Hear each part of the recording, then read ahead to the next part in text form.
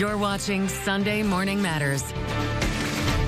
With the election behind us, one local lawmaker in the House of Representatives is hoping to fight for farmers all around the nation, including here in our own communities. Recently, Congressman Jim Costa, who won his race to keep his seat in California's 21st Congressional District, put in his bid to serve as a ranking member of the House Agriculture Committee. Joining me now to discuss his efforts to fight for farmers as well as his recent victory is Congressman Costa. Thanks so much for joining us on Sunday Morning Matters. We appreciate it. Oh, thank you very much, Eric. It's always great to be on Sunday Morning Matters because it does.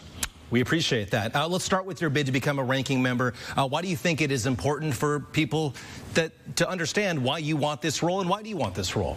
Well, California is the largest agricultural state in the nation, and I represent one of the largest areas here in the San Joaquin Valley, along with my colleagues. And I think it's very important that California have the leading voice on the House Ag Committee from the Democratic side.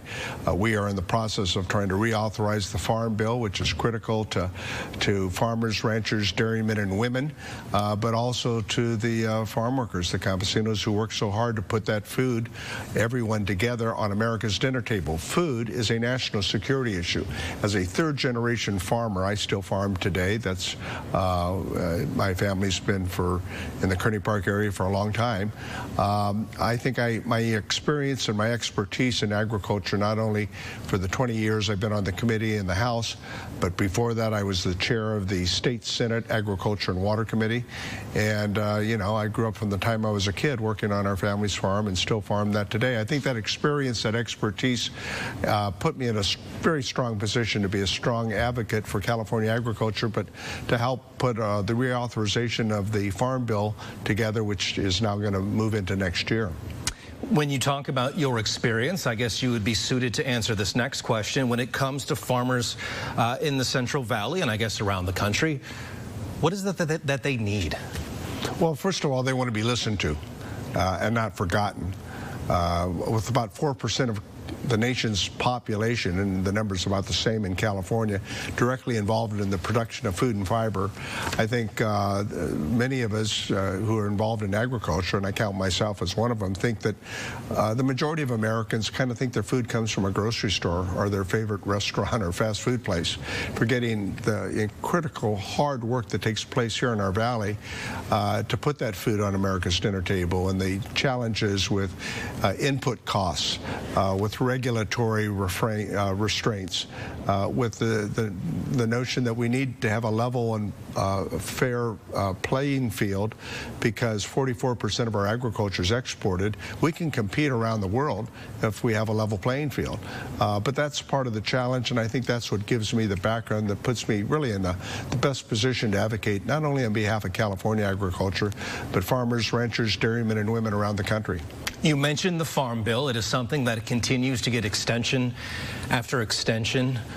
What needs to be in that? What do you like in that? What do you want to see in the Farm Bill? Well, traditionally, and this is my fourth Farm Bill reauthorization, so I've had a little experience, not my first rodeo, is one of the more bipartisan pieces of legislation we act on. But it's been elusive in this last year, and I think we've had difficulty coming to agreement on the nutrition portion of the Farm Bill, which is the overwhelming majority of the Farm Bill, interestingly enough, for people who are not familiar with it, of the 12 titles. And we've had some issues with the Inflation Reduction Act on funding that goes for conservation programs and efforts that will help deal with climate change.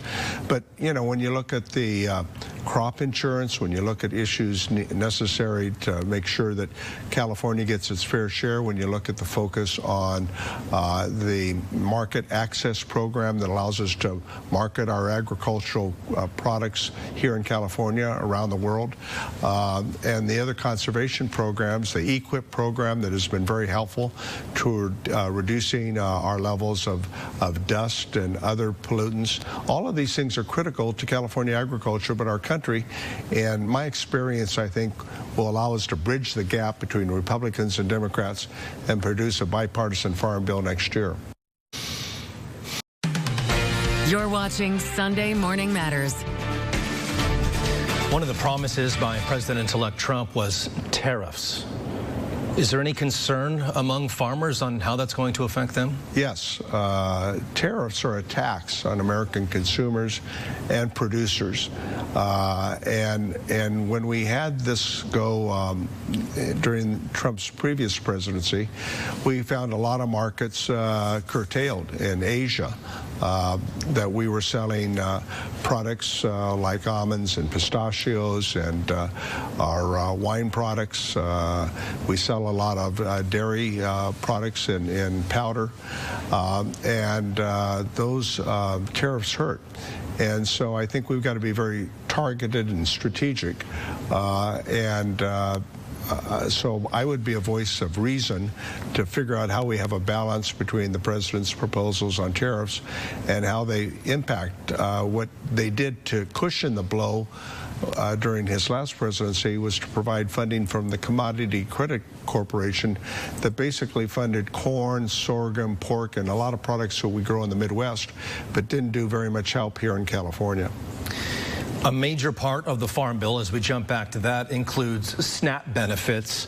Talk about the SNAP benefits for those who voted for you, for your constituents, whether they voted for you or not in the Central Valley. Well, here in the Valley, we have an interesting dichotomy. We have perhaps the largest production agriculture in the country, but yet about 25% of my constituents are on SNAP.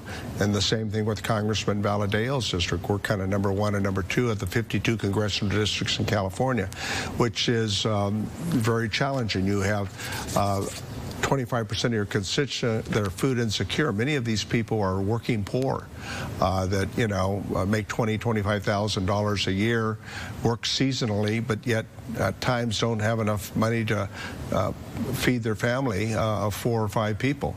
You have people with disabilities, you have veterans, elderly, and young people with disabilities. So it's a whole combination of people that are on SNAP and Women's and Infants and Children's program and the school lunch and breakfast program.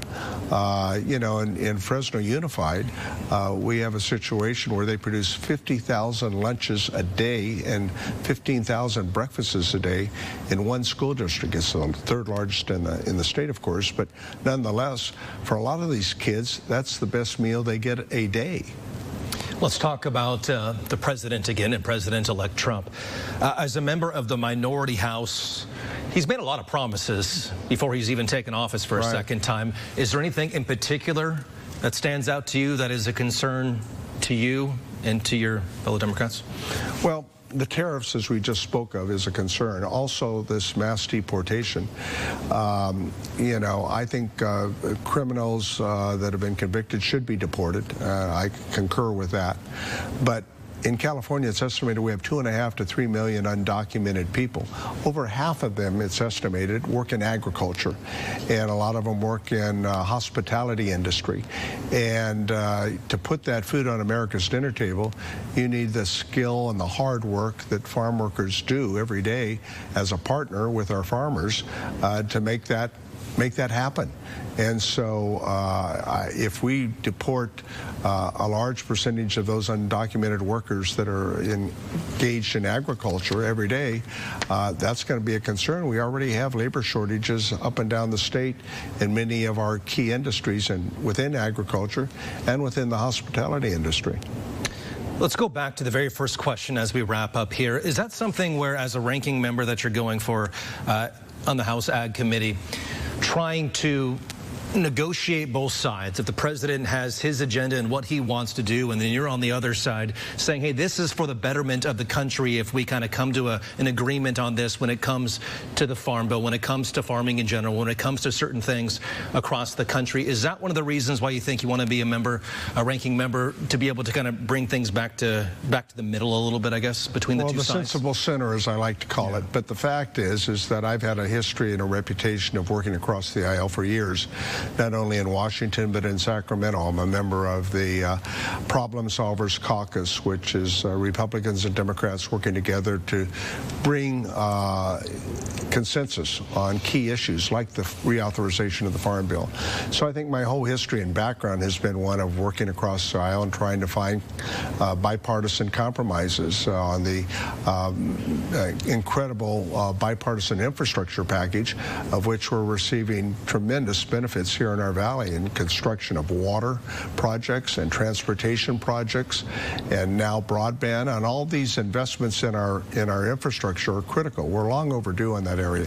That's one example, but I certainly will work with the President on the issues that are important to our valley and to our state, and I think there are opportunities there. Congressman, thank you so much for being with us on Sunday Morning Matters. We really appreciate it. Matters, and happy holidays. Thank you, sir. Thank you.